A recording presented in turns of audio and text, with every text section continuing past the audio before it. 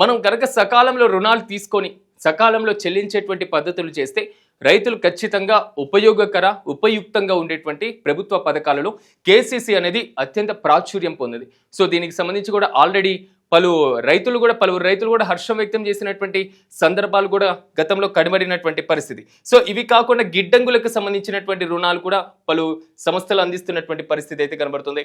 PM Kusum పథకం కూడా, ఎందుకంటే ప్రధానమంత్రి కిసాన్ ఊర్జా సురక్ష ఏవం ఉత్థాన్ అభియాన్ అనేటువంటి పథకం, ఇది ఒక అఫీషియల్ వెబ్సైట్. ఒకసారి మనం చూస్తున్నాం. దీనికి సంబంధించి సోలార్ కి సంబంధించినటువంటి పంప్ హౌస్లు ఇందాక మనం చెప్పుకున్నట్లుగా కేసీసీ దగ్గర సంబంధించి, సో దీనికి సంబంధించి కూడా పూర్తి స్థాయిలో రైతులకు కావాల్సినటువంటి రుణ ఫెసిలిటీస్ ని కూడా పిఎం కుసుమ్ పథకం ద్వారా కూడా మనకి అందుబాటులో ఉంటున్నాయి. సో ఈ పథకం ద్వారా రైతులకు కావాల్సినటువంటి సదుపాయాలు, అట్ ద సేమ్ టైం రైతులకు కావాల్సినటువంటి పూర్తి స్థాయిలో నిధులను కూడా ఇక్కడ సోలార్ పంప్ హౌస్ పథకాల ద్వారా కూడా తీసుకోవచ్చు.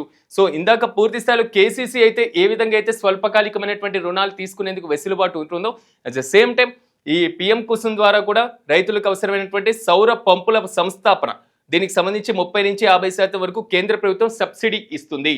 ఈ పథకం యొక్క ప్రధాన ఉద్దేశం అంటే ఒక రకంగా చెప్పుకోవాలంటే కిసాన్ క్రెడిట్ కార్డ్ మనం తీసుకునేటువంటి రుణ ఫెసిలిటీస్ కి సంబంధించి కొంతవరకు హామీ భద్రతనిస్తే, పిఎం కుసుమ్ మాత్రం ఇప్పుడు టెక్నాలజీ పెరిగిపోతుంది, అన్నిటి మీద విద్యుత్ మీద ఆధారపడడాన్ని కొంతవరకు తగ్గించుకోవాల్సినటువంటి అవసరం ఉంటుంది. కాబట్టి ఈ పిఎం కుసుమ్ అనేది మాత్రం పూర్తి స్థాయిలో సోలార్ కి సంబంధించినటువంటి గ్రిడ్ల ఏర్పాటు కానివ్వండి, వాటికి సంబంధించి మనం ఉత్పత్తి చేసేటువంటి విద్యుత్ని కూడా అమ్మేటువంటి పద్ధతి వరకు కూడా వెళ్ళినటువంటి పరిస్థితి అయితే కనబడింది.